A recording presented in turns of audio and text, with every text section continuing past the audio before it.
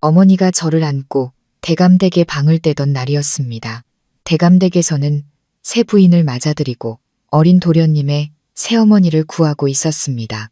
대감댁 문 앞에는 젊고 아름다운 교수들이 줄을 서서 대부인 마님의 눈에 들어 좋은 삶을 살게 되기를 기다리고 있었습니다. 오라버니와 아버지는 어머니를 비웃었습니다. 나이 들어 제가 하는 것도 부끄러운 일인데 저라는 호까지 달고 있다고요. 대감댁에서 부인을 구하는 게 동네 시집 가는 것만큼 쉬운 줄 아시오? 후처나 계모 노릇이 그리 만만한 줄 아느냔 말이오. 저는 제가 어머니의 재가의 짐이 된다는 것을 알고 숨이 넘어갈 듯 울었습니다. 어머니, 보가는 짐덩이에요. 보가는 신경 쓰지 마세요. 어머니는 몸을 낮춰 제 눈물을 닦아주며 다정하게 달래주셨습니다. 보가는 짐덩이가 아니야. 우리 보가는 어머니의 가장 소중한 보물이란다. 대감댁에 김마모님이 명부를 들고 오만하게 턱을 치켜들었습니다. 날카로운 눈이 불안에 떠는 교수들을 차갑게 훑었습니다. 그러다 제 눈물을 닦아주는 어머니의 다정한 모습을 보고는 알아차리지 못할 만큼 작게 고개를 끄덕였습니다. 저희도 명부에 올리거라. 어미다운 모습이 있구나. 하녀들이 공손하게 명부를 올리자 김마모님 앞에서는 누구 하나 흐트러진 모습을 보이지 않았습니다. 어여쁜 교수들도 조잘되지 못하고 모두 고개를 숙인 채 흠잡힐까 두려워했습니다. 옥색 치마를 입은 김마모님은 위엄 있는 공작처럼 명부를 넘겼습니다. 혼약한 사이가 있으면서 어찌 대감댁에 들어오려 하는가? 혹 대감댁의 부귀를 탐하는 것인가? 나이가 이리 어린데 어찌 계모가 되려 하는가? 높은 자리를 탐하는 마음이 있는 게 아니냐? 김마모님의 말은 비수처럼 날카로워 마음 약한 교수는 몸을 휘청이며 눈시울을 붉혔습니다. 말재주 좋은 몇몇 교수들이 빈틈없이 대답했지만 김마모님은 지나치게 영리하고 변덕스러우면 구설에 오르기 쉽다며 그들의 이름을 지웠습니다. 문득 김마모님의 시선이 어머니에게 닿았습니다. 자식까지 있는 몸이 어찌 갑자기 이혼을 했는가? 부인에게 허물이 있었나? 아니면 부귀를 탐하는 것인가? 모든 사람의 시선이 비밀스러운 바늘처럼 어머니에게 꽂혔습니다. 어머니는 제 손을 꼭 잡고 차분한 얼굴로 말했습니다. 대감댁의 부귀가 제 딸이 좋은 음식을 먹고 좋은 옷을 입고 그를 배우게 해줄 수 있기 때문입니다.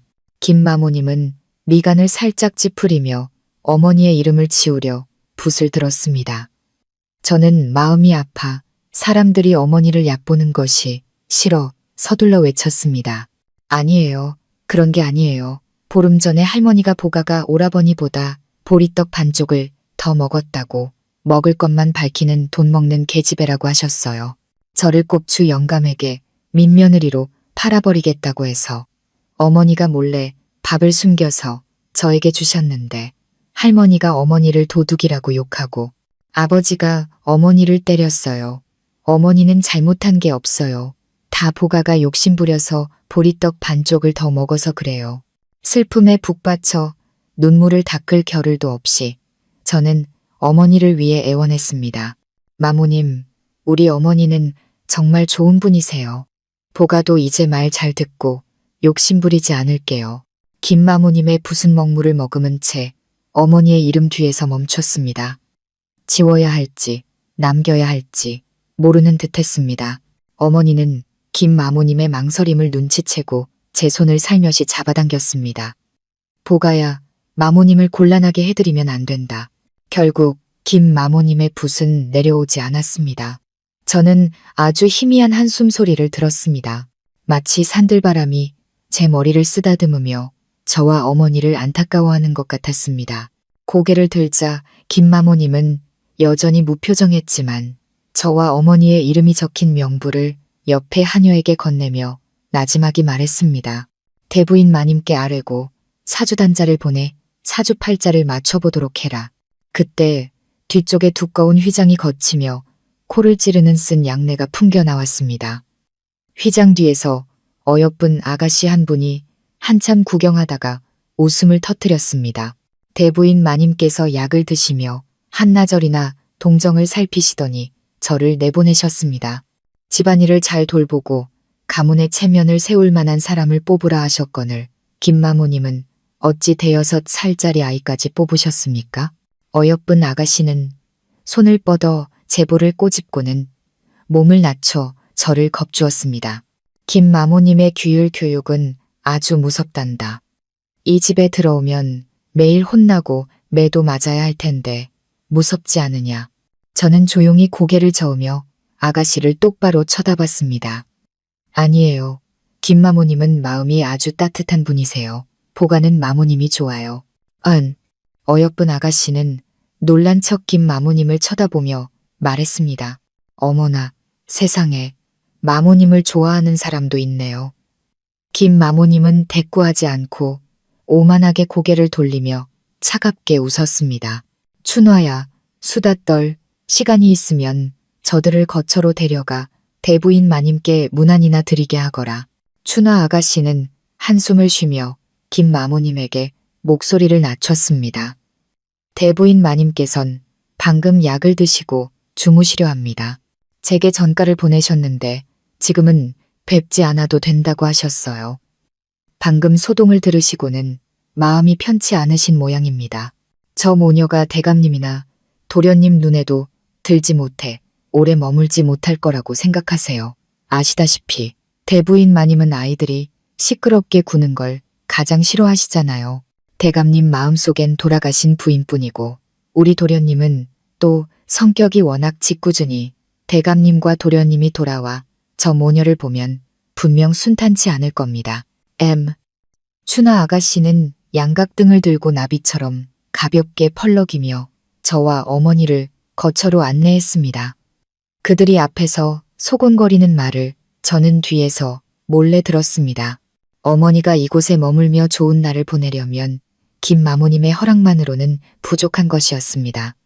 저는 이런저런 생각에 잠겨 바닥에 보도블록을 세며 걸었습니다.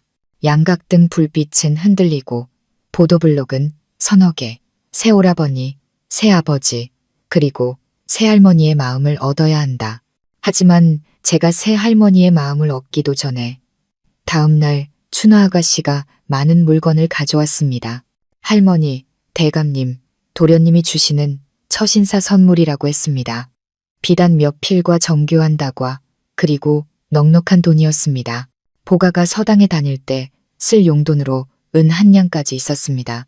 어머니는 밤을 새워 책주머니를 만들며 제 머리를 쓰다듬고 다정하게 가르치셨습니다. 다른 사람이 우리에게 잘해주면 우리도 그 은혜를 알고 갚아야 한단다. 다른 사람의 마음을 상하게 해서는 안 돼. 어머니는 밤새 새 책주머니 2개를 만들었습니다. 내일 새 오라버니인 도윤 도련님이 서당에 갈 때 보가가 하나를 가져다 주게 하려는 것이었습니다. 남은 천으로는 보가에게 간식과 정과를 담을 수 있는 작은 복주머니도 만들어 주셨습니다. 저는 잠들기 전 베개 밑에 복주머니와 책주머니를 자꾸만 만져보았습니다. 마음속에 이루 말할 수 없는 기쁨이 가득했습니다. 정말 좋다. 보가랑 어머니에게도 새 집이 생기는구나. 사흘째 되는 날은 날씨가 아주 맑았습니다. 햇살이 몸에 닿아 따뜻했습니다. 저는 신이 나서 책주머니를 들고 서당으로 새 오라버니인 민도윤을 찾아갔습니다. 하지만 하루, 이틀, 사흘이 지나고 훈장님이 수업을 마칠 때까지도 그를 만나지 못했습니다. 제가 도윤에 대해 묻자 훈장님은 미간을 찌푸리며 고개를 저었습니다. 글 공부에는 뜻이 없고 장난만 심하니 가르치기가 어렵구나. 난 나흘째 되던 날 해가 기울 무렵 마침내 하인들에게 둘러싸여 희희낙낙하는 도윤 도련님을 만났습니다. 그가 소매에서 돈 한 줌을 꺼내 아무렇게나 던지자 여러 사람이 서로 주우려고 달려드는 모습에 그는 깔깔 웃었습니다. 저는 새 책주머니를 2손으로 받쳐들고 공손하게 건넸습니다. 도련님, 안녕하세요. 저는 보가라고 해요. 이건 어머니가 우리를 위해 만들어주신 책주머니예요. 도련님 하나, 보가 하나요.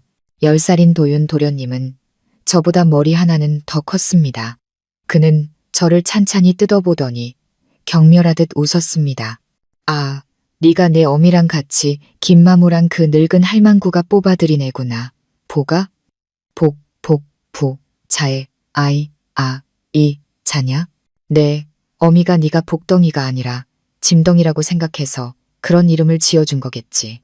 저는 그를 똑바로 쳐다보며 자랑스럽게 설명했습니다. 아니에요. 복을 가져다 주는 귀한 아이라는 뜻이에요. 보가는 어머니의 보물이거든요. 제가 어머니를 언급하자 도윤의 얼굴이 즉시 차가워졌습니다.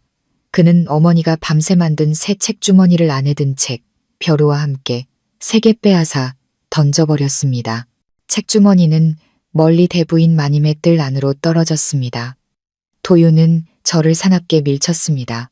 내 어미가 오기 전 7, 8년 동안에도 수많은 여자들이 부지런히 내게 옷이나 장신구를 만들어주고 탕약이나 다과를 바쳤지. 나를 친자식처럼 여기겠다고들 했어. 하지만 그건 다 작은 호의로 나를 매수해서 여기서 편히 살고 싶었던 것뿐이야. 내 어미에게 꿈도 꾸지 말라고 전해. 아버지는 나를 가장 아끼시거든. 아버지가 돌아오시면 너희들을 모두 쫓아내라고 말할 거다. 김마모님은 공작 같고 춘화 아가씨는 나비 같고 도윤 도련님은 고슴도치 같았습니다. 저를 밀어 엉덩방아를 찍게 하고는 그는 뒤도 돌아보지 않고 달려가 버렸습니다.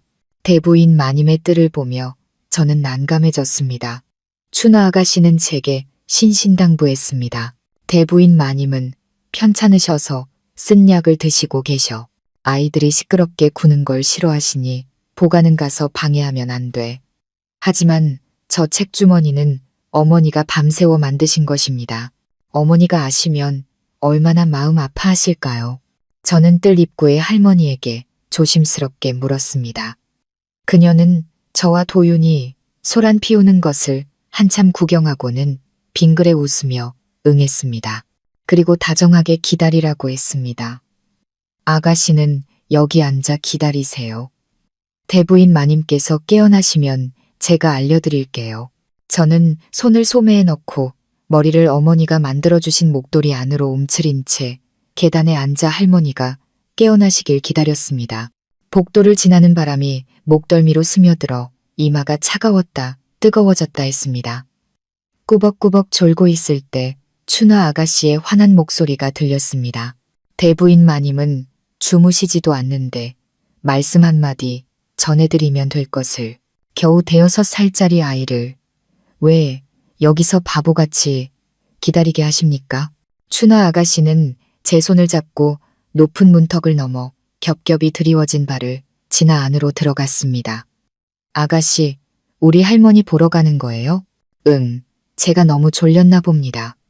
춘화 아가씨의 소매가 나비 날개처럼 보이고 눈앞의 길도 비틀거렸습니다. 방 안은 어두컴컴하면서도 등불로 환했습니다. 코를 찌르는 쓴 약내가 가득했습니다. 주저에는 약 단지를 든 보석 이마 장식을 한 할머니가 앉아 계셨습니다. 마치 고고한 회색 고양이 같았습니다. 춘화 아가씨는 저를 이끌고 다가가 회색 고양이 할머니에게 공손히 말했습니다. 대부인 마님, 이 아이가 새로 들어온 부인의 딸인 보가입니다. 한번 보십시오. 저는 열에 들떠 비틀거리다 회색 고양이 할머니의 발치에 쓰러졌습니다. 누군가 저를 부드러운 품에 안았습니다. 저는 그분에게 살며시 기대어 아주 작은 목소리로 춘화 아가씨에게 물었습니다. 할머니, 깨어나셨어요? 보가는 말 잘 듣고 시끄럽게 안 했어요. 저를 안고 있던 분은 어쩔 줄 몰라 하며 믿을 수 없다는 듯 춘화 아가씨에게 물었습니다. 춘화야, 이 아이가 방금 나를 뭐라고 불렀느냐? 보가가 할머님이라고 불렀답니다. 춘화 아가씨가 웃으며 말했습니다. 이 아이 효심이 깊습니다. 그 추운 날 대부인 마님 주무시는데 방해될까봐 계단에 앉아 찬바람을 맞으며 바보같이 기다렸답니다. 저를 안고 있던 분은 말이 없었습니다. 그저 제 뜨거운 이마를 만져주었습니다. 그분의 말은 약보다 더 쓴맛이 났습니다. 예전에 도윤이가 내 곁에 있을 때 입만 열면 할머니, 할머니 하고 불렀지. 저 아이만 한 나이였는데 이제는 제 아비를 따라 이 늙은이를 미워해서 할머니 소리 한 번을 안 하니 한 집에 살면서도 원수처럼 지내는구나. 춘호 아가씨는 고개를 숙인 채 감히 대꾸하지 못했습니다. 됐다. 도윤이가 던져버린 책주머니나 깨끗이 빨아서 말려두어라. 아이가 깨서 울고 불고 하지 않게. 그 후의 일은 기억나지 않습니다. 여자 의원들이 저를 둘러싸고 이마와 맥을 짚고 탕약을 먹였던 것만 기억납니다.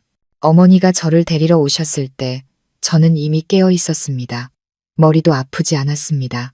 몸에는 두툼한 회색 여우털 이불이 덮여 있었고 품에는 따뜻한 탕파, 텅보가 안겨 있었습니다. 고개를 들자 비로소 주좌에 앉아있던 고고한 회색 고양이가 바로 회색 여우털 이불을 두른 새 할머니라는 것을 알았습니다.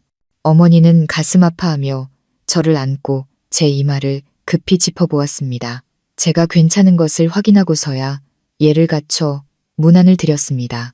모든 것이 도윤의 장난 때문이라는 것을 알게 된 어머니는 잠시 침묵하더니 당당하게 물었습니다. 감히 여쭙니다. 대부인 마님, 제가 민 도련님을 훈육해도 되겠습니까? 대부인 마님은 천천히 찻잔을 내려놓고 가볍게 고개를 끄덕였습니다.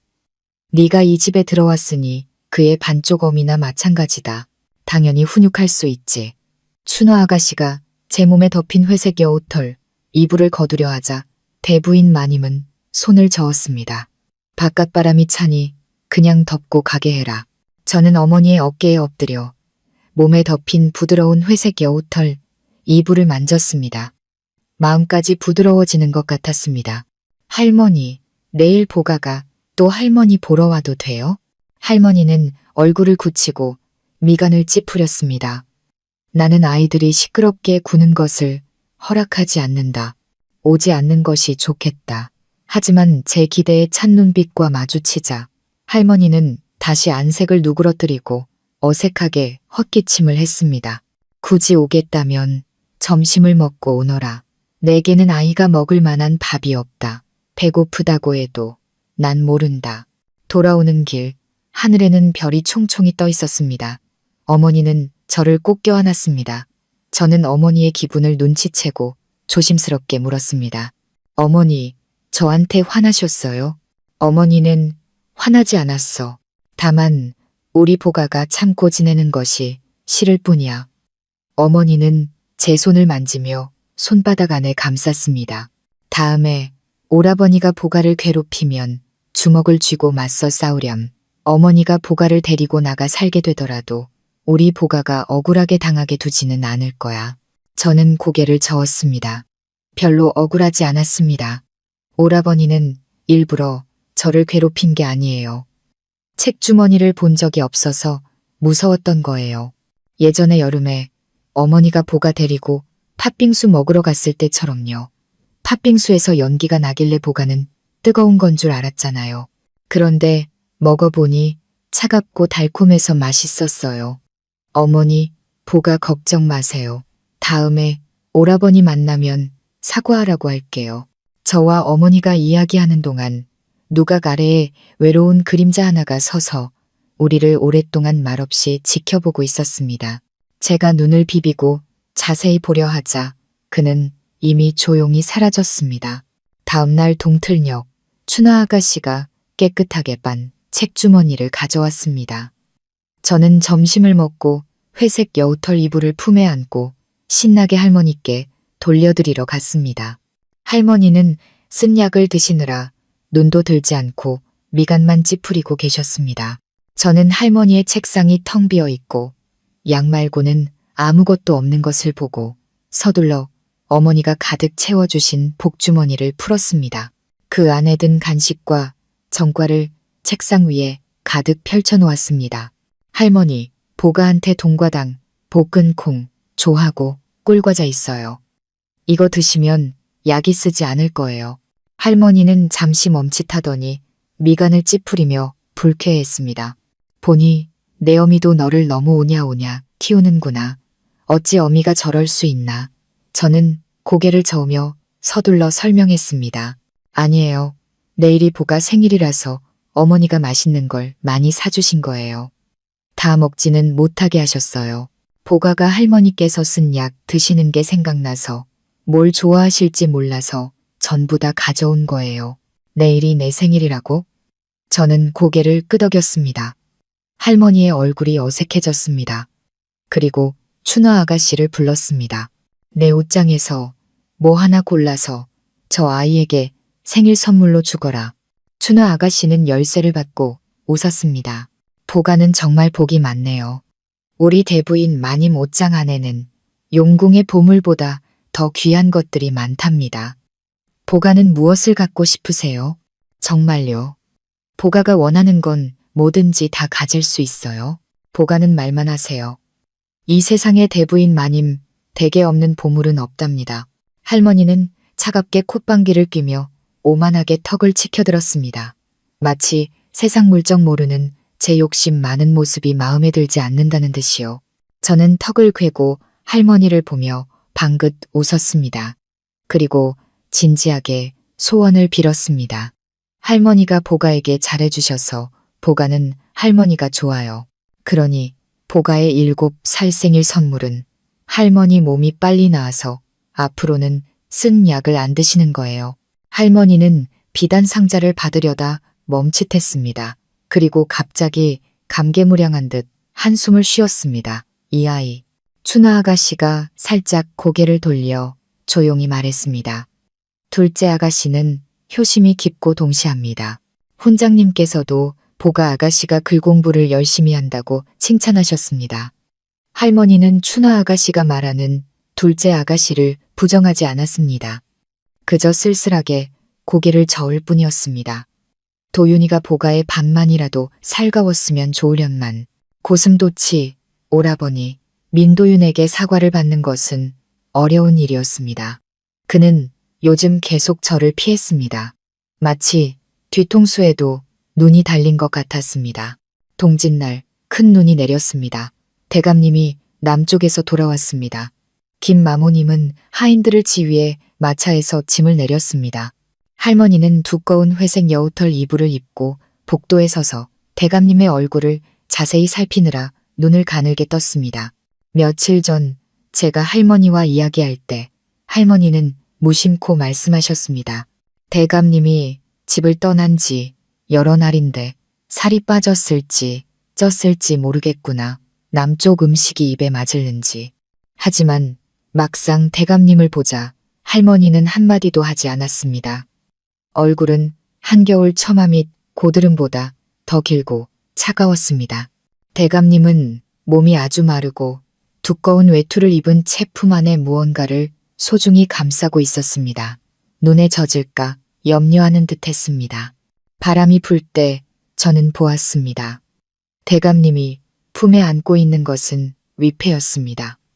할머니는 저와 어머니를 가리켰습니다. 이쪽은 내가 너를 위해 고른 후치댁과 그 아이, 보가다. 대감님은 저와 어머니를 쳐다보지도 않았습니다. 그저 할머니를 스쳐 지나가며 무심하게 말했습니다. 모든 것은 어머니의 뜻에 따르겠습니다. 도윤이 저를 뒤로 밀치고 앞으로 나서서 고개를 들고 불안하게 외쳤습니다. 아버지. 도윤이 부르는 소리를 듣고 대감님은 그저 그를 무심하게 흘끗 보고 고개를 끄덕였습니다. 아버지가 가려는 것을 보자 도윤은 다시 용기를 내어 뒤를 따르며 더듬거렸습니다. 아버지, 혹시 도윤이를 위해 특산물이나 선물을 사오셨습니까? 없다. 대감님은 훈장님을 위해 남쪽에서 동동주 2병을 가져오셨을 뿐이었습니다. 훈장님의 어머니가 직접 빚은 술이라고 했습니다. 저는 도윤의 눈이 점점 어두워지고 고개가 천천히 숙여지는 것을 보았습니다. 할머니는 도윤이 안쓰러워 지팡이로 땅을 치며 화를 냈습니다. 금용 짧은 계집 때문에 네가 나를 미워하고 도윤이를 미워한들 무슨 소용이 있느냐. 당시에 내가 마음에 들어 하지는 않았지만 결국 그 아이를 며느리로 받아들이는데 동의했다. 결코 구박하지도 않았어. 그 아이 스스로 복이 없어 도윤이를 낳다가 난산으로 죽은 것을. 눈이 조용히 처마에 쌓였습니다. 대감님은 눈밭에 홀로 선 기러기 같았습니다.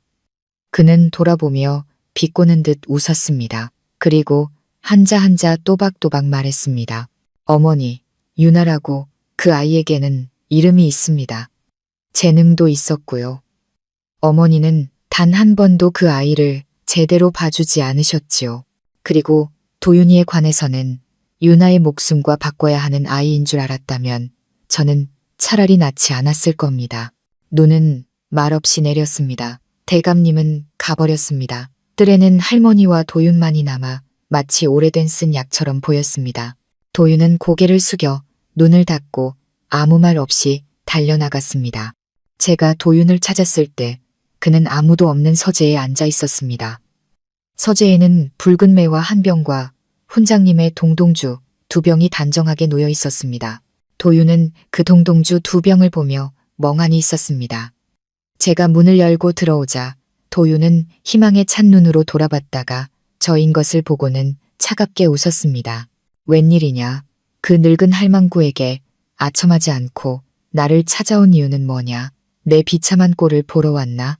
저는 고개를 저으며 그의 상처를 건드리지 않으려고 조심스럽게 물었습니다. 곧 명절이라 어머니가 보가 데리고 장에 가신대요. 도윤 도련님도 가실 건지 물어보러 왔어요. 사고 싶은 거 있으세요? 장에 가면 다 있어요. 도윤의 얼굴에는 감동이 없었습니다. 오직 비웃음뿐이었습니다. 누가 너랑 내 어미처럼 가난해서 세상 물정 모르는 줄 아나. 지난번에 저를 밀치고 아직 사과도 하지 않았는데 이 무례한 말에 저는 다시 주먹을 쥐었습니다. 우리 어머니를 그렇게 말하지 마세요. 제가 화를 내자 도윤은 즐거워했습니다. 말할 거다, 말할 거야. 방금 우리 아버지가 내 어미를 쳐다보지도 않았잖아. 너희 모녀는 어서 꺼져버려. 저도 지지 않고 쏘아붙였습니다. 당신도 안 쳐다봤거든. 거봐, 이제 본색을 드러내는구나. 여우꼬리가 나왔어. 도윤이 벼루를 집어 제게 던지려 하자 저는 붓 한 줌을 잡아 그의 얼굴에 던졌습니다. 그가 제 얼굴을 세게 꼬집자 저는 그의 손을 세게 물었습니다. 저와 도윤은 서당에서 한데 엉켜 싸웠습니다. 갑자기 쨍그랑하는 소리가 들리고 달콤한 술 향기가 풍겼습니다. 서재는 난장판이 되었고 동동주 2병이 깨져 바닥에 흩어졌습니다. 도윤은 제 얼굴에서 손을 떼고 저도 그의 머리카락을 놓았습니다. 우리는 서로를 마주보며 갑자기 아무도 말을 하지 못했습니다. 문득 정신을 차린 도윤이 즉시 의기양양하게 웃었습니다. 보가야, 너 이제 큰일 났다. 매 맞을 거야. 왜 나만 맞아? 분명히 당신이 나를 밀어서 책장에 부딪힌 거잖아. 바보야. 내 어미는 우리 집안에 잘 보이려고 너만 때리고 나는 안 때릴걸. 우리 엄마가 당신을 안 때려도 당신 아버지가 때릴걸. 제 말을 듣고 도윤은 자조적으로 웃었습니다. 그분은 나한테 신경 안 써. 과연 대감님은 오지 않았습니다. 그는 도윤에게 신경 쓰려 하지 않았습니다. 어머니가 오셨을 때 도윤은 팔짱을 끼고 의기양양하게 저를 바라봤습니다. 서재에 엉망이 된 붓과먹, 종이와 벼루, 바닥에 흐르는 동동주, 그리고 저와 도윤의 얼굴과 몸에 잔뜩 묻은 먹물 자국을 보고 어머니는 얼굴이 굳어졌습니다. 어머니는 몸을 낮추고 제게 물었습니다. 이거 보가가 한 거니? 보가가 했어요. 하지만 도련님도 반은 잘못했어요. 도윤은 어머니 뒤에서 저를 향해 의기양양하게 얼굴을 찡그렸습니다. 어머니는 돌아서서 훈장님의 회초리를 들었습니다. 그리고 도윤에게 물었습니다. 도윤아, 보가 말이 맞느냐? 억울하게 한 말은 없느냐? 도윤은 코웃음을 치며 아무렇지 않게 어깨를 으쓱했습니다. 내가 한 거면 어쩔 건데요. 어머니는 고개를 끄덕였습니다. 좋다. 보가야, 손 내밀어라. 회초리가 손바닥에 3개 떨어졌습니다. 도윤은 낄낄거리며 숫자를 세었습니다. 1, 2, 3, 히히, 보가 3대 맞았다. 하지만 그는 곧 웃을 수 없었습니다. 어머니가 저를 때린 후 돌아서서 도윤의 손을 잡고 열대를 세게 때렸기 때문입니다. 도윤은 매를 맞고 멍해져서 피할 생각조차 하지 못했습니다. 손바닥이 빨갛게 부어오르도록 열대를 고스란히 맞고도 그는 여전히 제 손을 보며 멍하니 서 있었습니다. 우리가 글자와 붓, 먹을 함부로 다루고 훈장님 어머니의 술을 함부로 버렸다. 어머니는 이번에 정말 크게 화가 났다. 복도 밖에서 반 시즌 동안 반성하고 무엇을 잘못했는지 깨달으면 나에게 와서 말하거라. 여전히 잘못을 모르는 사람은 저녁밥을 굶길 것이다. 저녁에는 눈이 그쳤습니다. 바람 한 점 없이 고요하고 하늘에는 맑은 달만 떠 있었습니다. 도윤은 평소에 짓궂은 성격을 버리고 오랫동안 서 있어도 한마디도 하지 않았습니다. 저는 그가 자기가 잘못한 게 없다고 생각하거나 아니면 머리가 나빠서 뭘 잘못했는지 모른다고 생각했습니다. 배가 고파진 저는 복도에 앉아 어머니가 꿰매주신 작은 복주머니에서 약과 2개를 꺼냈습니다. 어머니가 혼자만 먹고 남들이 쳐다보게 해서는 안 된다고 하신 말씀이 생각났습니다. 아까웠지만 약과 하나를 도윤 앞에서 흔들었습니다. 안 먹을 거지. 저는 그가 저를 무시하면 얼른 2개를 다 입에 넣어 후회할 기회도 주지 않을 생각으로 만반의 준비를 했습니다. 그런데 도윤이 제 약과를 받아들고 제 옆에 앉아 천천히 먹기 시작했습니다. 저는 뭔가 이상하다고 느꼈지만 딱히 꼬집어 말할 수는 없었습니다. 그저 오늘 밤의 도윤이 이상하게 느껴졌습니다. 마치 그 열대의 회초리가 머리에 맞은 것 같았습니다.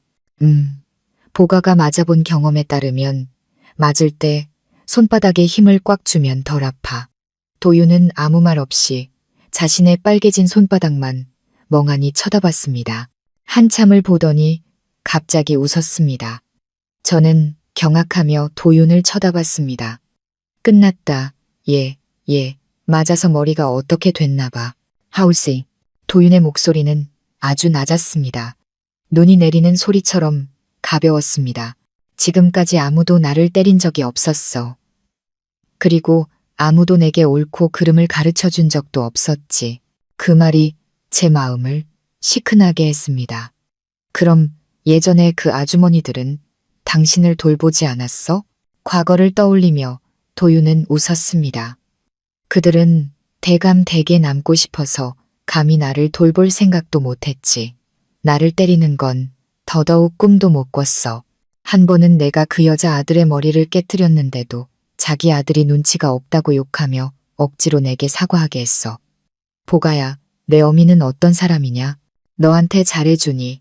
아니면 못해주니? 속이면 안 돼. 저는 머리를 극적이며 뭐라고 말해야 할지 몰랐습니다. 어머니는 아주 좋아. 할머니가 보가에게 지어준 이름만 봐도 그래. 오라버니 이름은 철수고 내 이름은 보가야. 나는 바보가 아니야. 철이 귀하고 복은 흔하다는 걸 알아. 어머니는 남의 집일을 해주고 돈을 모아서 한학자 할아버지에게 부탁해서 복을 가져다주는 귀한 아이라는 뜻을 얻어주셨어. 보가가 나중에 글을 읽으면 복 많은 교수가 될 거라고 하셨지. 그럼 도련님 어머니는 어떤 분이셨어? 당신에게 잘해주셨어? 아니면 못해주셨어? 그분은 일찍 돌아가셔서 나에게 잘해줄 시간도 못해줄 시간도 없었어. 도윤의 눈이 갑자기 깊어졌습니다. 나는 어머니가 어떤 모습이어야 하는지 몰라. 그럼 보가가 어머니를 반쯤 나눠줄게. 저는 너그럽게 도윤의 어깨를 두드렸습니다. 그리고 그가 부끄러워할까봐 덧붙였습니다. 어머니는 힘이 약하니까 다음에 너를 때리고 나를 때리면 손바닥이 덜 아플 거야. 바람이 불자 도윤은 텅 빈 목덜미를 움츠렸습니다. 저는 어머니가 만들어주신 두꺼운 목도리를 풀어 도윤에게 겹겹이 둘러주었습니다. 슬프면 얼굴을 이 안에 숨겨도 돼.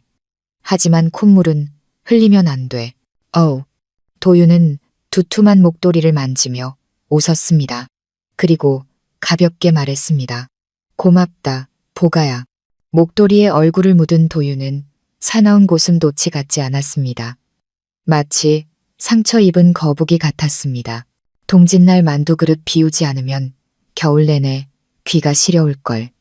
김마모님이 오셨을 때 저와 도윤은 책상에 엎드려 훈장님께 드릴 사죄 편지를 쓰느라 머리를 쥐어뜯고 있었습니다.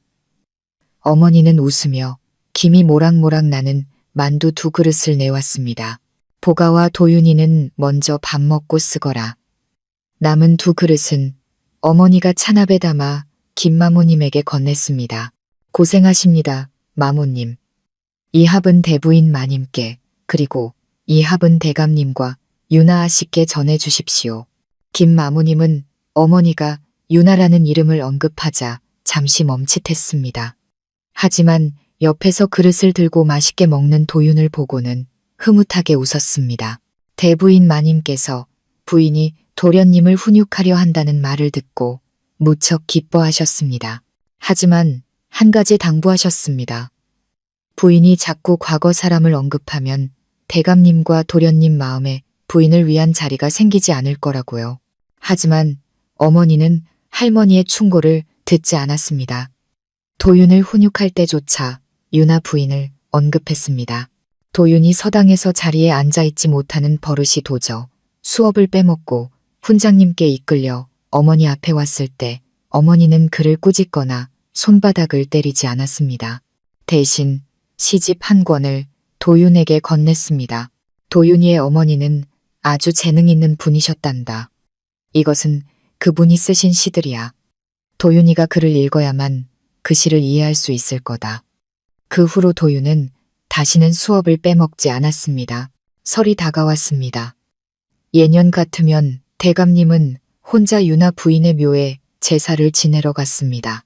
올해 할머니는 강하게 어머니와 보가 그리고 오라버니도 함께 가라고 하셨습니다. 그래야 그 사람이 너희 셋이 곁에서 온 길을 나눠줄 사람이라는 걸 알게 될 테니. 어머니는 금색 노잣돈을 접고 종이 공예 장인에게 부탁해 옷과 장신구, 붓과 먹, 종이와 벼루 모형을 만들게 했습니다. 저는 등불 아래에서 각지고 반짝이는 금색 노잣돈을 만지며 조심스럽게 어머니에게 물었습니다. 할머니는 유나 아씨를 싫어하시잖아요. 나쁜 사람이라고 하셨는데 어머니는 왜 유나 아씨를 위해 이런 것들을 만드세요? 어머니는 제 머리를 쓰다듬었습니다. 만약 언젠가 어머니가 보가 곁에 없게 되고 다른 아주머니가 와서 보가를 돌보게 된다면 그 아주머니가 보가를 아주 사랑하지만 자꾸 어머니 흉을 보고 어머니를 잊으라고 한다면 보가는 어떻게 생각할까? 저는 미간을 찌푸렸습니다. 그건 보가가 어머니를 사랑하는 마음을 무시하는 거고 보가를 존중하지 않는 거예요. 그래, 보가는 다른 사람의 마음을 존중하는 법을 배워야 한단다. 함부로 판단해서는 안 돼. 다음 날 동틀녘 비가 내리고 있었습니다. 마차 옆에 선 대감님은 차가운 얼굴로 혐오스러운 눈빛을 하고 있었습니다. 저와 어머니를 상대하고 싶지 않아 했습니다. 어머니는 몸을 낮춰 오라버니에게 우산을 건네고 다정한 목소리로 달래주었습니다.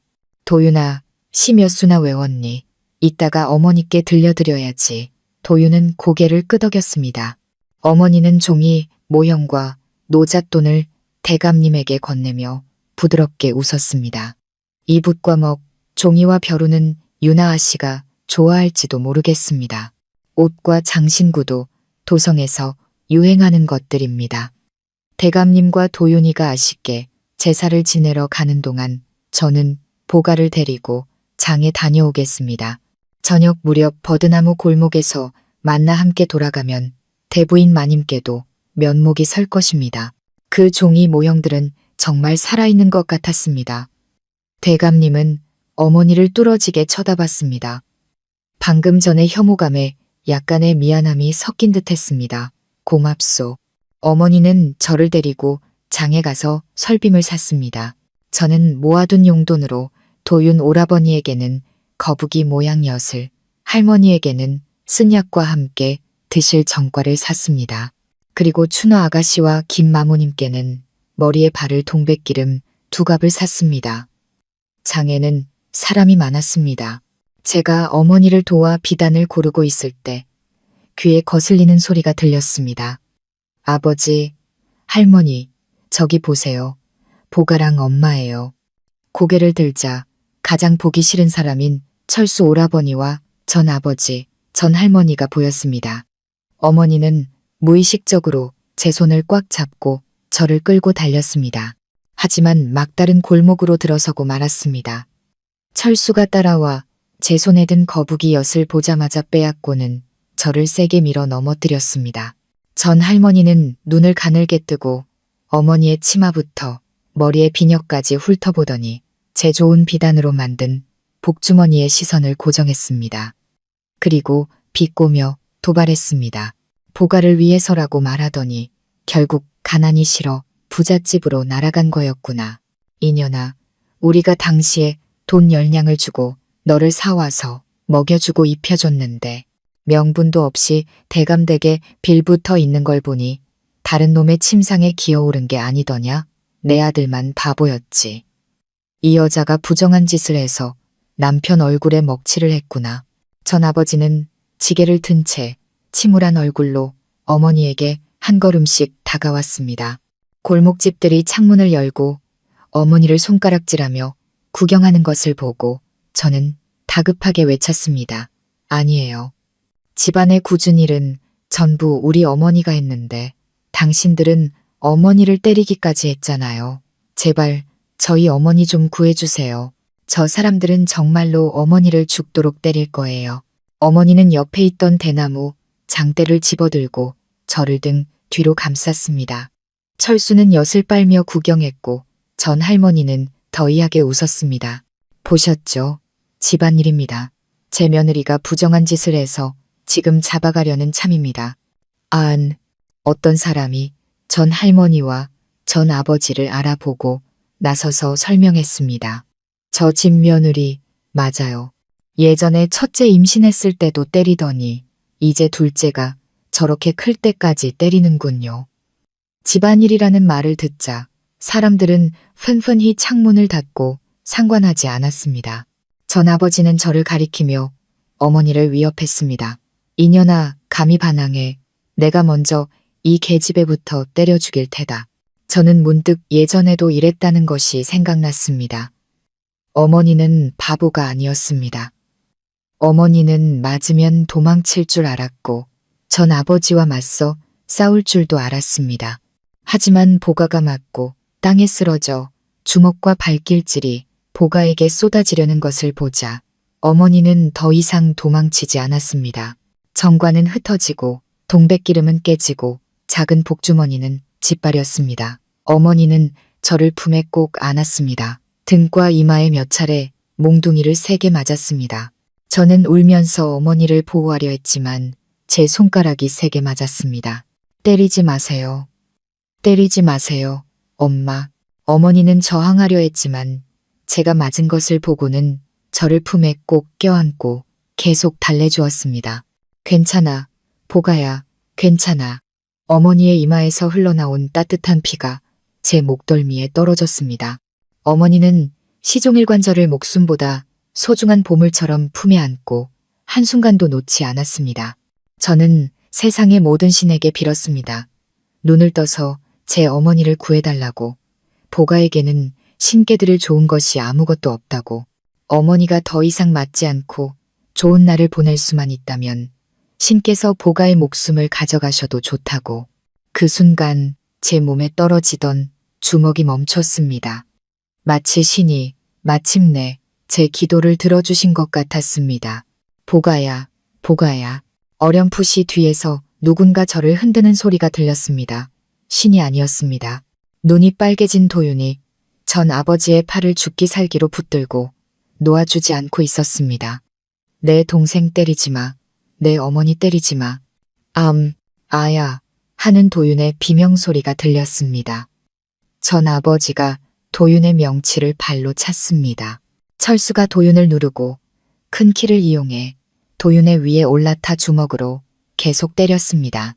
도윤은 몇 대를 맞으면서도 신음소리 한 번 내지 않고 지려고 하지 않았습니다. 피 섞인 침을 뱉으며 욕설을 퍼부었습니다. 하지만 철수는 곧 불리해졌습니다. 대감댁 하인들이 전 아버지와 할머니를 제압했기 때문입니다. 대감님은 도윤의 부은 눈, 시퍼런 입술, 그리고 뱉어낸 한 움큼의 피를 보았습니다. 처음으로 분노했습니다. 자식을 위해 나서는 많은 아버지들처럼 대감님은 철수의 목덜미를 잡았습니다. 도윤아, 되갚아주어라. 돌아올 때 날은 이미 저물었습니다. 오후 내내 하늘에 구름이 껴 밤에는 길이 험한 큰 눈이 내릴 것 같았습니다. 상점들은 일찍 문을 닫았고 거리는 썰렁했습니다. 하늘과 땅 사이에는 별도 없고 오직 멀리서 가족들이 모여있는 점점이 등불만 보였습니다. 도윤은 의기양양하게 턱을 치켜들고 방금 철수를 얼마나 심하게 때렸는지 저에게 자랑하고 싶어 했습니다. 하지만 마차가 한 번 덜컹거리자 그는 아파서 얼굴을 찡그렸습니다. 사실 그는 저보다 더 심하게 다쳤습니다. 저는 외상이고 그는 내상이었습니다. 나 위풍당당했지. 대단했지. 뭘 울어. 보가야, 우리가 이겼잖아. 우리 아버지는 싸움을 아주 잘하신단다. 도윤의 숭배의 찬말을 듣고 대감님은 살짝 입꼬리를 올렸습니다. 저는 고개를 숙여 눈물을 닦았습니다. 예전에 어머니랑 보가가 맞을 때 관세음보살님께도 빌고 부처님께도 빌었어요. 하지만 신과 부처님은 아무도 들어주지 않았는데 도윤 오라버니랑 대감님이 와주셨어요. 대감님은 손수건 한 장을 제게 건넸습니다. 어머니의 이마에 묻은 피를 닦아주려 하신 것 같았습니다. 하지만 손수건이 제 앞에 오자 제 손가락이 퉁퉁 부어 물건을 잡을 수 없다는 것을 깨달았습니다. 대감님은 다시 도윤을 보았는데 그의 눈은 부어서 실눈만 남아 있었습니다. 저와 대감님을 구분하는 것만으로도 힘겨워 보였습니다. 오늘 저와 어머니가 맞은 것에 대해 대감님은 마음속으로 자책하고 있었습니다. 그는 저와 어머니를 함께 데려가지 않았기 때문에 우리가 맞았다고 생각했습니다. 그는 가볍게 한숨을 쉬고 조심스럽게 의식을 잃은 어머니의 이마를 닦아주었습니다. 도윤이 그것을 보고 힘들게 저를 향해 윙크했습니다. 제가 멍하니 그의 뜻을 이해하지 못하자 도윤은 급하게 제 소매를 잡아당기고 제 머리를 돌려 창밖의 별을 보게 했습니다. 이상하다. 밖은 캄캄해서 별이 하나도 없는데 아휴, 바보 보가야. 보라고 하면 그냥 봐. 사흘 후 전시일가는 관아에서 죄를 다스려져 곤장을 많이 맞고 다시는 소란을 피우지 못하게 되었습니다. 그리고 대감댁의 4사람 중 3사람이 다쳤습니다. 대부인 마님의 방이 갑자기 시끌벅적해졌습니다. 의원들이 평소에 대부인 마님 방에 머물고 있어서 한 곳에 모여 있으니 의원들이 약과 식사를 돌보기 편했기 때문입니다. 보가가 요양하는 동안 어머니, 할머니, 오라버니, 그리고 대감님이 자주 보가를 찾아와 이야기를 나눴습니다. 할머니는 제 머리를 쓰다듬으며 작은 목소리로 속삭였습니다. 보가야, 다른 사람한테는 말하지 마라. 할머니도 예전에 모질게 굴었던 거, 잘못했던 거 많이 후회하고 있단다. 너희가 다치고 나니 할머니 마음 한편으로는 조금 기쁘구나. 도윤이랑 보가가 할머니 곁에 있어주고 대감님도 자주 찾아오니 말이다. 오라버니는 과자를 쪼개 제게 주며 주위를 살피고 귓속말을 했습니다. 보가야, 다른 사람한테는 말하지 마. 사실 내 상처는 벌써 다 나았어. 그런데 아버지가 오실 때마다 일부러 아픈 척하고 소리를 질러. 그럼 아버지가 나를 많이 걱정하시거든. 새아버지는 어색하게 헛기침을 하며 목소리를 낮췄습니다. 보가야, 다른 사람한테는 말하지 마라. 내 어미가 어떤 사람인지 묻고 싶구나. 고생을 많이 했느냐. 도윤이와 너를 대하는데 차별은 없느냐. 어머니는 보가를 품에 안고 보가의 의견을 아주 중요하게 생각했습니다. 보가야, 다른 사람한테는 말하지 마. 어머니는 보가가 대감님을 어떻게 생각하는지 묻고 싶어. 보가는 대감님이 좋으니? 도윤이가 보가를 괴롭히지는 않았니? 할머니는 보가에게 잘해주시니? 보가는 마음속에 모두의 비밀을 많이 담아 보관하기가 힘들었습니다. 저는 궁금했습니다. 왜 비밀과 진심을 보가에게 맡기는 걸까요? 왜 직접 말하지 않는 걸까요? 이건 마치 보가의 복주머니에 든 약과 같았습니다. 계속 먹지 않으면 상해버릴 텐데요. 섣달금음날 온 가족이 모이는 날이었습니다. 가족 모두가 둘러앉았습니다. 음악과 춤소리 외에는 모두들 머리를 숙이고 밥만 먹으며 어색하게 한마디도 하지 않았습니다. 도윤은 맛있게 밥을 먹다가 제가 머리를 숙이고 밥그릇을 아는 채 겨우 두어 숟갈 뜨는 것을 보고 물었습니다. 보가야, 아프니? 평소에는 아기 돼지처럼 잘 먹잖아. 저는 먹고 싶었지만 마음속에 모두의 비밀을 너무 많이 담아서 배가 불러 밥을 먹을 수가 없었습니다. 꿀을 바른 돼지갈비가 너무나도 먹음직스러워 저는 걱정스럽게 쳐다보며 조심스럽게 물었습니다. 보가가 묻고 싶은 게 있는데요. 우리 이렇게 있으면 가족 맞아요? 오라버니, 어머니, 대감님, 그리고 할머니가 이구동성으로 말했습니다. 당연히 가족이지. 가족은 남이 아닌 거죠. 친한 사람이죠. 당연히 남이 아니지. 당연히 친한 사람이지. 그 말에 저는 크게 안도의 한숨을 쉬었습니다. 남이 아니라면 보가가 약속을 어긴 게 아니니까요. 저는 오라버니부터 할머니까지 차례로 손가락으로 가리켰습니다. 오라버니 상처는 많이 나았어요. 하지만 아버지가 자주 곁에 있어 주시길 바라는데 부끄러워서 말을 못해요. 할머니는 마음속으로 예전에 잘못했던 걸 많이 후회하고 계세요. 대감님과 도윤이에게 사과하고 싶어 하시고 우리 가족이 다 같이 화목하게 더 이상 서로 화내지 않고 지내길 바라세요. 대감님, 걱정 마세요.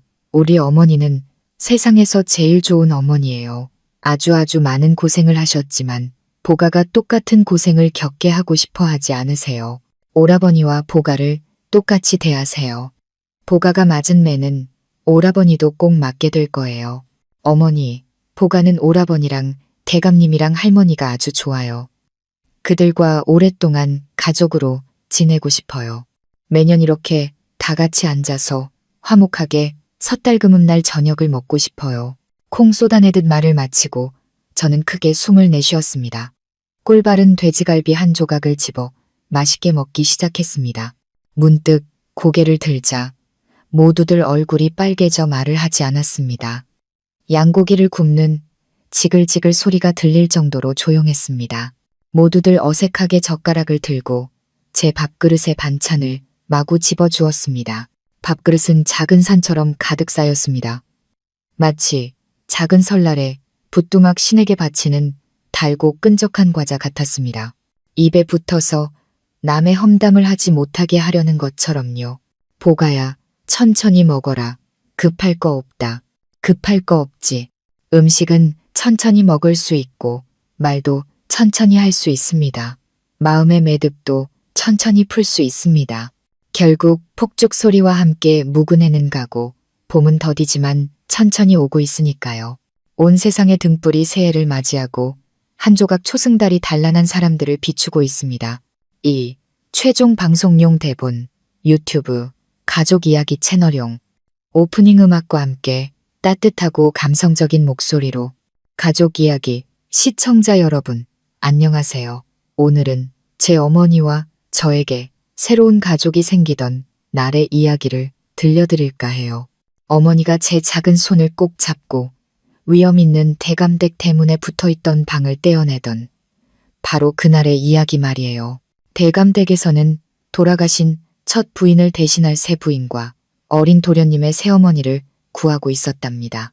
대문 앞에는 비단 옷을 차려입은 어여쁜 규수들이 가득했어요.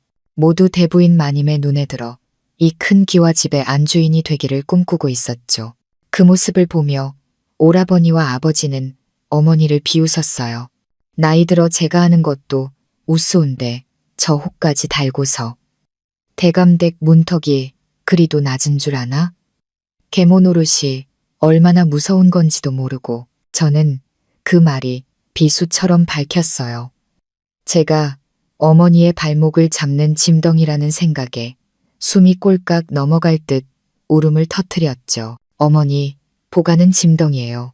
보가는 두고 가세요. 그러자 어머니는 가만히 쪼그려 앉아 제 눈물을 닦아주시며 속삭였어요. 아니야. 우리 보가는 짐덩이가 아니야. 세상 무엇과도 바꿀 수 없는 어머니의 가장 소중한 보물이란다. 그때 대감댁의 살림을 총괄하는 김마모님이 명부를 들고 나타났어요. 오만한 턱, 날카로운 눈빛으로 규수들을 차갑게 훑어보았죠. 모두가 숨을 죽였어요. 그러다 제 눈물을 닦아주는 어머니의 다정한 모습을 보시곤 아주 작게 고개를 끄덕이셨어요. 저희도 명부에 올려라. 어미다운 구석이 있구나. 하녀들이 공손히 명부를 올리자 규수들은 숨소리 하나 내지 못했어요. 옥색 치마를 입은 김마모님은 마치 위험 있는 공작처럼 한 명 한 명 날카롭게 심사했죠. 이미 혼약한 몸으로 어찌 이곳에 왔는가? 부귀를 탐하는 게지? 이리 어린 나이에 계모가 되겠다고? 필시 다른 꿍꿍이가 있는 게 아니냐? 김마모님의 말은 어찌나 날카로운지 몇몇 규수는 얼굴이 새하얘지며 눈물까지 글썽였어요. 똑 부러지게 대답하는 규수도 있었지만 김마모님은 지나치게 영리하면 구설에 오르기 쉽다며 가차없이 이름을 지워버렸죠. 문득 그 시선이 제 어머니에게 멎었어요. 자식까지 있는 몸이 어찌 갑자기 이혼했는가? 부인에게 큰 허물이 있었나? 아니면 그저 부귀를 탐하는 것인가? 모든 시선이 바늘처럼 어머니에게 날아와 밝혔어요. 어머니는 제 손을 더욱 꽉 잡으시곤 조금도 흔들림 없이 대답하셨죠. 대감댁의 부귀가 제 딸아이에게 따뜻한 밥과 좋은 옷, 그리고 그를 배울 기회를 줄 수 있기 때문입니다. 김마모님은 미간을 살짝 찌푸리며 붓을 들었어요. 어머니의 이름을 지우려는 순간이었죠. 저는 마음이 철렁 내려앉아 사람들이 어머니를 오해하는 게 싫어 소리쳤어요. 아니에요. 그게 아니에요. 보름 전에 할머니가 보가가 오라버니보다 보리떡 반쪽을 더 먹었다고 돈만 축내는 계집애라면서 저를 꼽추 영감댁에 팔아버리겠다고 했어요. 그래서 어머니가 몰래 밥을 숨겨 저를 먹였는데 그걸 보고 할머니는 도둑이라 욕하고 아버지는 어머니를 때렸어요. 우리 어머니는 잘못 없어요. 다 보가가 욕심부려서 그런 거예요. 아이, 저는 슬픔에 북받쳐 울면서 애원했어요. 마모님, 우리 어머니는 정말 좋은 분이세요. 보가도 이제 욕심 안 부릴게요. 네? 먹물을 머금은 김마모님의 붓이 어머니의 이름 위에서 허공을 맴돌았어요.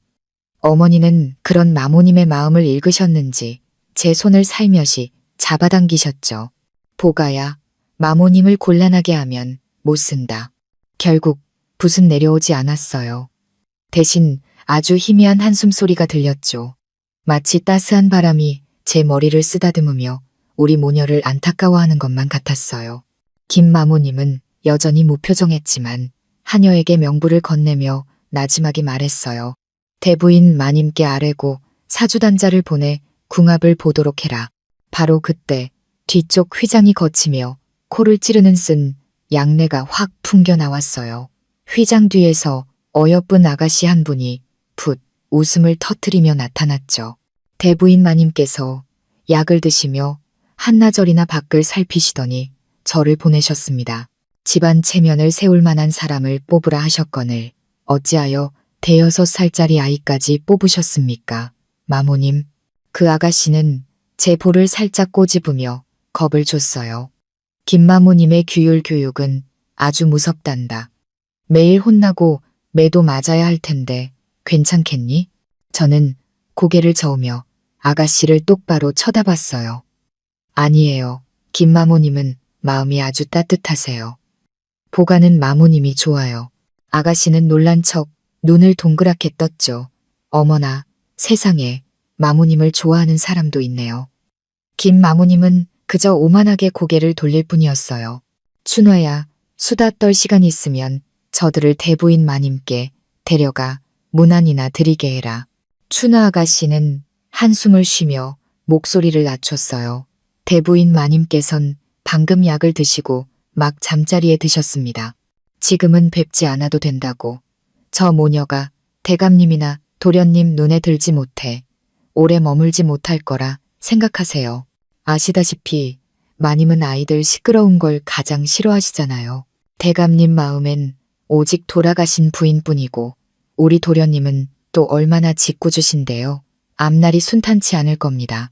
춘하 아가씨는 나비처럼 가볍게 걸으며 저와 어머니를 거처로 안내했어요. 저는 뒤에서 그들의 소곤거림을 들으며 생각했죠. 아, 김 마모님의 허락만으로는 안 되는구나. 새 오라버니, 새 아버지, 그리고 새 할머니의 마음을 모두 얻어야 하는구나. 하지만 제가 그분들의 마음을 얻기도 전에 다음날 춘화 아가씨가 비단과 다과 그리고 넉넉한 돈을 가져왔어요. 할머니와 대감님, 도련님이 주시는 처신사 선물이었죠. 심지어 제가 서당 갈 때 쓸 용돈까지 있었어요. 그날 밤 어머니는 밤을 새워 책주머니 2개를 만드셨어요. 제 머리를 쓰다듬으며 말씀하셨죠. 보가야, 받은 만큼 베풀 줄 알아야 한단다. 하나는 새 오라버니인 도련님을 위한 것이었고 남은 1,000으로는 제게 작은 복주머니를 만들어 주셨어요. 저는 베개 밑에 놓인 새 책주머니와 복주머니를 만지작거리며 잠이 들었어요. 좋다. 이제 우리에게도 새 집이 생기는구나. 사흘째 되던 날 저는 신이 나서 책주머니를 들고 서당으로 도련님을 찾아갔어요. 하지만 그는 사흘 내내 보이지 않았죠. 훈장님께 여쭈니 고개를 저으시며 말씀하셨어요. 글 공부에는 뜻이 없고 장난만 심하니 가르치기가 영 어렵구나. 나흘째 되던 날 해질녘 드디어 도련님을 만났어요. 하인들에게 둘러싸여 돈을 뿌리며 깔깔거리고 있었죠. 저는 공손하게 다가가 책주머니를 내밀었어요. 도련님, 안녕하세요. 저는 보가예요. 어머니가 만들어주신 책주머니인데 도련님 하나, 보가 하나요. 도련님은 저를 위아래로 훑어보더니 경멸하듯 웃었어요. 아, 네가 그 혹 달고 들어온 애구나, 보가. 네 어미가 널 짐덩이라고 생각해서 지은 이름이겠지. 아니에요. 복을 가져다주는 귀한 아이라는 뜻이에요. 보가는 어머니의 보물이거든요. 제가 어머니 이야기를 꺼내자 도련님의 얼굴이 싸늘하게 굳었어요. 그는 책주머니를 와락 빼앗아 저 멀리 대부인 마님의 뜰 안으로 던져버렸어요. 그리고 저를 거칠게 밀쳤죠. 내 어미에게 전해 여기서 편히 살 생각일랑 꿈도 꾸지 말라고. 아버지가 돌아오시면 너희 모녀부터 당장 쫓아낼 테니까. 도련님은 꼭 가시돋친 고슴도치 같았어요. 저는 엉덩방아를 찧은 채 그가 사라지는 뒷모습만 멍하니 바라봤죠. 대부인 마님의 뜰을 보며 저는 어쩔 줄 몰랐어요. 춘화 아가씨가 마님은 시끄러운 걸 싫어하시니 절대 방해하면 안 된다고 신신당부했거든요. 하지만 저건 어머니가 밤새워 만드신 책주머니인데 어머니가 아시면 얼마나 속상해 하실까요? 뜰 입구를 지키던 할머니에게 조심스럽게 사정을 말하자 그분은 빙그레 웃으며 말했어요. 아가씨는 여기 앉아 계세요. 마님께서 깨시면 제가 말씀드려 드릴게요. 저는 계단에 웅크리고 앉아 하염없이 기다렸어요. 찬바람에 이마가 얼어붙는 것 같았죠. 꾸벅꾸벅 졸고 있을 때 춘하 아가씨의 다급한 목소리가 들렸어요. 대부인 마님은 주무시지도 않는데 왜 이 어린 것을 여기서 바보처럼 떨게 하십니까? 춘하 아가씨의 손에 이끌려 들어간 방 안은 어둡고 쓴 양내가 가득했어요.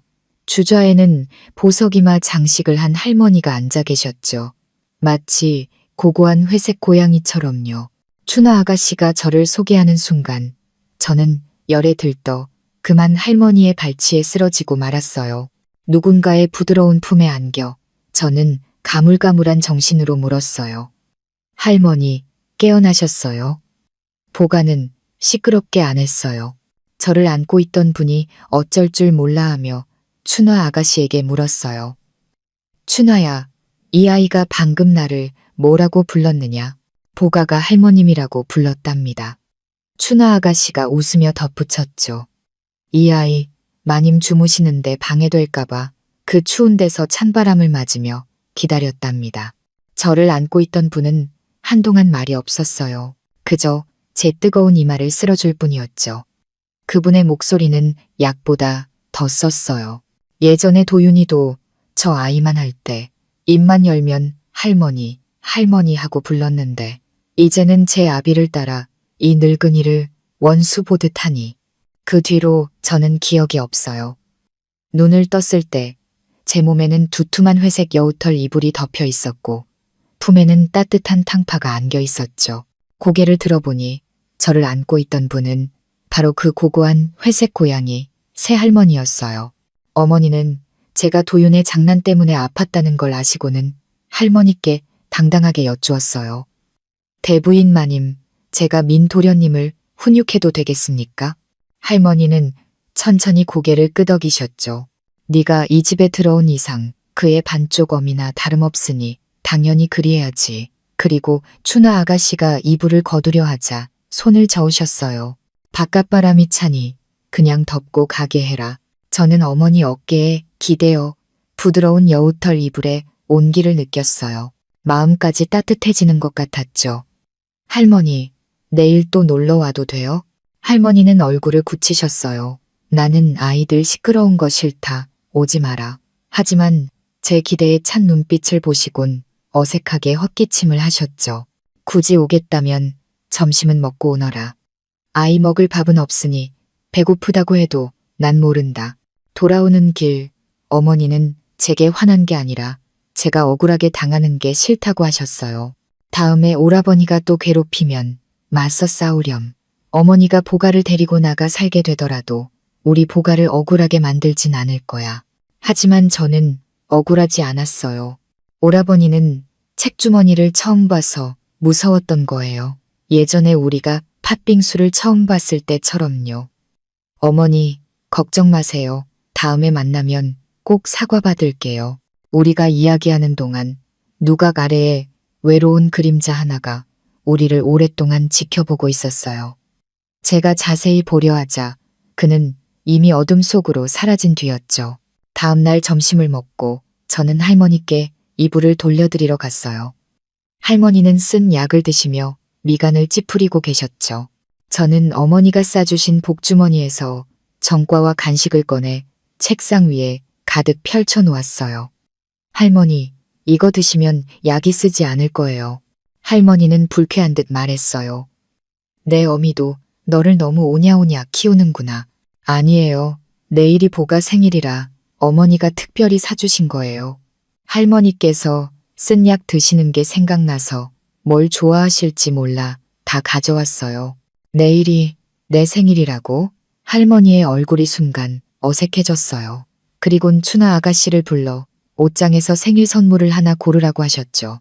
춘화 아가씨는 말했어요. 보가는 좋겠네. 우리 마님 옷장에는 용궁의 보물보다 귀한 게 더 많단다. 모든 말만 해보렴. 할머니는 마치 세상 물정 모르는 제 욕심이 못마땅하다는 듯 오만하게 턱을 치켜드셨어요. 저는 턱을 괸고 할머니를 보며 방긋 웃었어요. 그리고 제 소원을 말했죠. 제 7살 생일 선물은 할머니 몸이 빨리 나아서 다시는 쓴 약을 드시지 않는 거예요. 할머니는 순간 숨을 멈추셨어요. 그리고 감개무량한 듯 한숨을 쉬셨죠. 이 아이 참. 춘화 아가씨는 조용히 말했어요. 둘째 아가씨는 효심이 깊어 훈장님께서도 칭찬이 자자하십니다. 할머니는 둘째 아가씨라는 말을 부정하지 않으셨어요. 그저 쓸쓸하게 고개를 저으셨죠. 도윤이가 보가의 반만이라도 닮았으면 고슴도치 오라버니에게 사과를 받는 건 정말 어려운 일이었어요. 그는 요즘 뒤통수에 눈이라도 달린 듯 저를 피해 다녔죠. 동짓날 큰 눈과 함께 대감님이 돌아오셨어요. 할머니는 복도에 서서 먼 길을 돌아온 아들의 얼굴을 애틋하게 살폈죠. 하지만 막상 대감님을 보자 할머니의 얼굴은 한겨울 고드름처럼 차갑게 굳어버렸어요. 대감님은 품 안에 위패 하나를 소중히 감싸 안고 있었어요. 돌아가신 첫 부인의 것이었죠. 할머니는 저와 어머니를 가리키며 말했어요. 내가 너를 위해 고른 새 부인과 그 아이다. 대감님은 우리 모녀를 쳐다보지도 않고 스쳐 지나가며 말했어요. 어머니 뜻대로 하겠습니다. 그때 도윤이 앞으로 나서며 불안하게 외쳤어요. 아버지. 대감님은 무심하게 고개만 끄덕일 뿐이었죠. 도윤이 용기를 내어 다시 물었어요. 아, 아버지. 혹시 도윤이를 위해 선물을 사오셨습니까? 없다. 대감님의 그 한마디에 도윤의 고개가 천천히, 아주 천천히 숙여졌어요. 할머니는 안타까움에 지팡이로 땅을 치며 소리쳤어요. 금영, 짧은 계집 때문에. 언제까지 나를, 그리고 네 아들 도윤이를 미워할 것이냐. 내가 그 아이를 구박하기라도 했더냐. 제복이 없어 난산으로 죽은 것을. 대감님은 눈밭에 홀로 선 기러기처럼 쓸쓸하게 돌아보며 비웃었어요. 어머니, 그 아이에겐 유나라는 이름이 있었습니다. 그리고 도윤이는 유나의 목숨과 바꿔야 하는 아이인 줄 알았다면 차라리 낳지 않았을 겁니다. 차가운 말만 남기고 대감님은 떠났어요. 도윤은 아무 말 없이 눈물을 훔치며 어디론가 달려가 버렸죠. 저는 서재에서 도윤을 찾았어요. 그는 깨진 동동주 2병을 멍하니 바라보고 있었죠. 저를 보자 희망에 찼던 그의 눈은 이내 실망으로 가득 찼어요.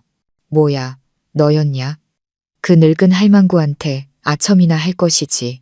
내 비참한 꼴이라도 보러 왔어. 저는 그의 상처를 건드리지 않으려 조심스럽게 말했어요.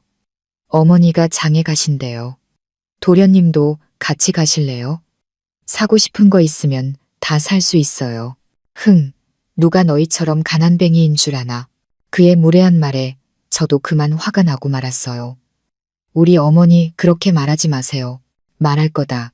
아까 우리 아버지가 내 어미를 쳐다보지도 않았잖아. 당장 꺼져. 당신도 안 쳐다봤거든. 우리는 한데 엉켜 싸우기 시작했어요.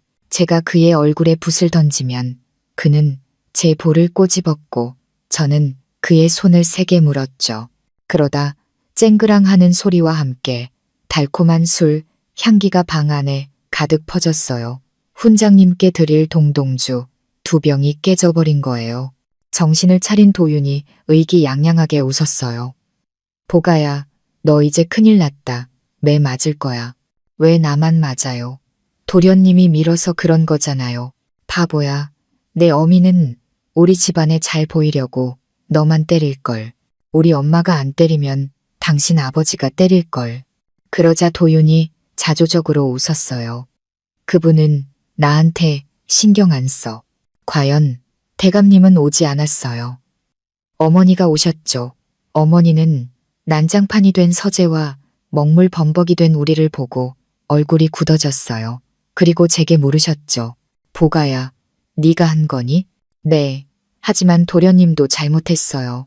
어머니는 훈장님의 회초리를 들고 도윤에게 물었어요. 도윤아, 보가 말이 맞느냐? 도윤은 코웃음을 치며 어깨를 으쓱했어요. 내가 한 거면 어쩔 건데요. 좋다, 보가야. 손 내밀어라. 회초리가 제 손바닥에 떨어졌어요. 하나, 둘, 셋. 도윤은 낄낄거리며 숫자를 셌죠. 하지만 그의 웃음은 오래가지 못했어요. 어머니가 저를 때린 후 돌아서서 도윤의 손을 잡고 10대를 세게 때렸으니까요. 도윤은 멍하니 자신의 빨개진 손바닥만 내려다봤어요. 어머니는 정말 크게 화가 나셨어요. 우리 둘을 복도에 세워두고 잘못을 깨달을 때까지 반성하라고 하셨죠. 저녁밥도 굶기겠다고요. 저녁이 되자 저는 배가 고파 복주머니에서 약과를 꺼냈어요. 그리고 도윤 앞에서 흔들었죠. 안 먹을 거죠. 그런데 뜻밖에도 도윤이 약과를 받아들고 제 옆에 앉아 먹기 시작했어요. 그러더니 빨개진 손바닥을 보며 혼잣말처럼 중얼거렸어요. 지금까지 아무도 나를 때린 적이 없었어. 그리고 아무도 내게 옳고 그름을 가르쳐주지도 않았지. 그 말이 어쩐지 슬프게 들렸어요. 그럼 도련님 어머니는 어떤 분이셨어요? 일찍 돌아가셔서 잘해줄 시간도 못해줄 시간도 없었어. 나는 어머니가 어떤 모습이어야 하는지 몰라. 저는 너그럽게 말했어요. 그럼 보가가 우리 어머니 반쯤 나눠줄게요. 그리고 어머니가 만들어주신 목도리를 풀어 그의 목에 둘러주었죠. 슬프면 여기에 얼굴을 숨겨도 돼요. 대신 콧물은 흘리면 안 돼요. 도윤은 목도리를 만지며 처음으로 웃었어요. 그리고 아주 작게 속삭였죠. 고맙다, 보가야. 목도리에 얼굴을 묻은 도윤은 더 이상 사나운 고슴도치가 아니었어요. 마치 상처 입은 거북이 같았죠. 그날 밤 김마모님이 찾아왔을 때 우리는 훈장님께 드릴 사죄 편지를 쓰고 있었어요. 어머니는 김이 모락모락 나는 만두를 내오셨죠. 그리고 찬압 2개를 김마모님께 건넸어요. 이건 대부인 마님께, 그리고 이건 대감님과 유나아 씨께 전해주십시오. 무한. 김마모님은 어머니가 돌아가신 부인의 이름을 언급하자 잠시 놀랐지만 이내 흐뭇하게 웃었어요. 대부인 마님께서 부인이 도련님을 훈육하려 한다는 말에 무척 기뻐하셨습니다. 하지만 자꾸 과거 사람을 언급하면 대감님과 도련님 마음에 부인을 위한 자리가 생기지 않을 거라고 걱정하셨습니다. 하지만 어머니는 할머니의 충고를 듣지 않았어요. 도윤이 수업을 빼먹었을 때 어머니는 그를 꾸짖는 대신 시집 한 권을 건넸죠. 이건 내 어머니께서 쓰신 시란다. 글을 배워야만 내 어머니의 마음을 이해할 수 있을 거야. 그 후로 도윤은 다시는 수업을 빼먹지 않았어요. 설이 다가오고 할머니는 우리 모녀와 도윤도 함께 유나 부인의 묘에 가라고 하셨어요. 어머니는 정성껏 제사에 쓸 물건들을 준비했죠. 제가 물었어요. 할머니는 유나 아씨를 싫어하시는데 왜 어머니는 이렇게까지 하세요? 어머니는 제 머리를 쓰다듬으며 말했어요. 보가야, 다른 사람의 마음을 함부로 판단해선 안 된단다. 그 마음을 존중하는 법을 배워야 해. 다음 날 대감님은 우리 모녀를 혐오스럽다는 듯 쳐다봤어요. 어머니는 개의치 않고 도윤에게 우산을 건네고 대감님께 제수용품을 건네며 부드럽게 웃었죠. 저희는 장에 다녀오겠습니다.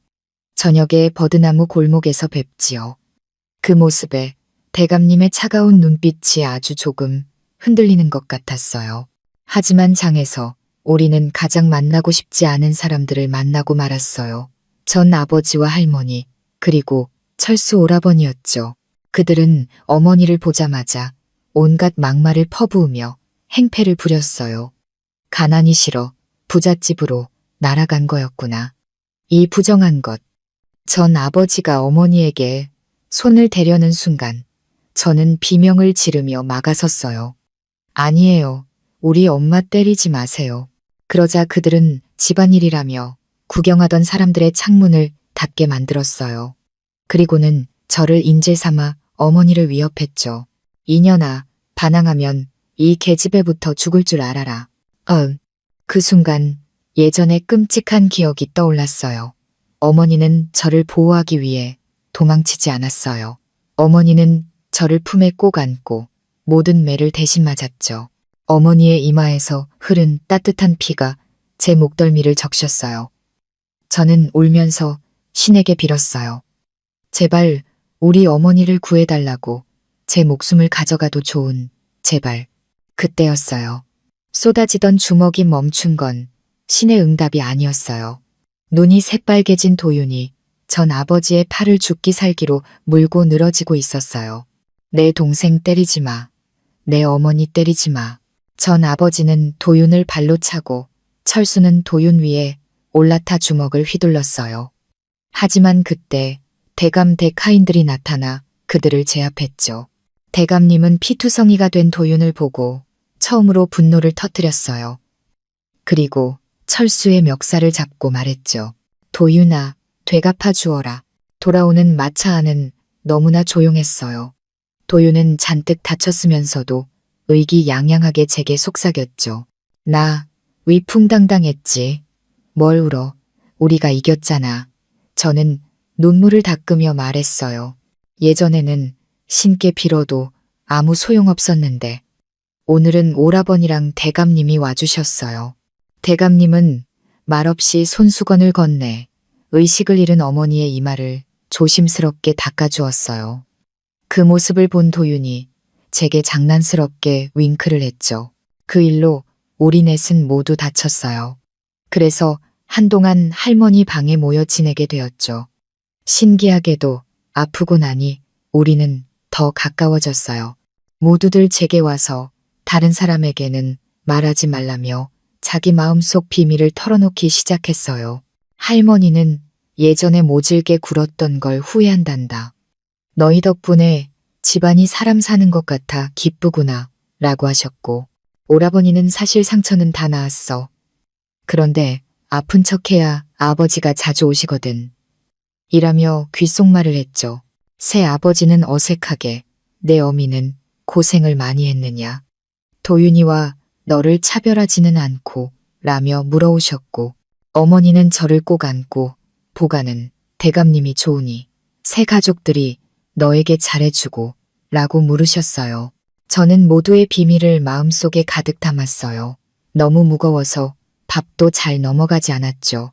섣달 금음날 모두가 모여 저녁을 먹는데 아무도 말을 하지 않았어요. 그 어색함이 너무 답답해서 저는 그만 참지 못하고 물었어요. 저기, 우리 가족 맞죠? 모두가 당연하다고 대답했어요. 그럼요. 가족은 남이 아니잖아요. 그 말에 용기를 얻어 저는 마음속에 담아두었던 비밀들을 콩 볶듯이 다 쏟아냈어요. 오라버니는 아버지가 자주 와주시길 바란대요.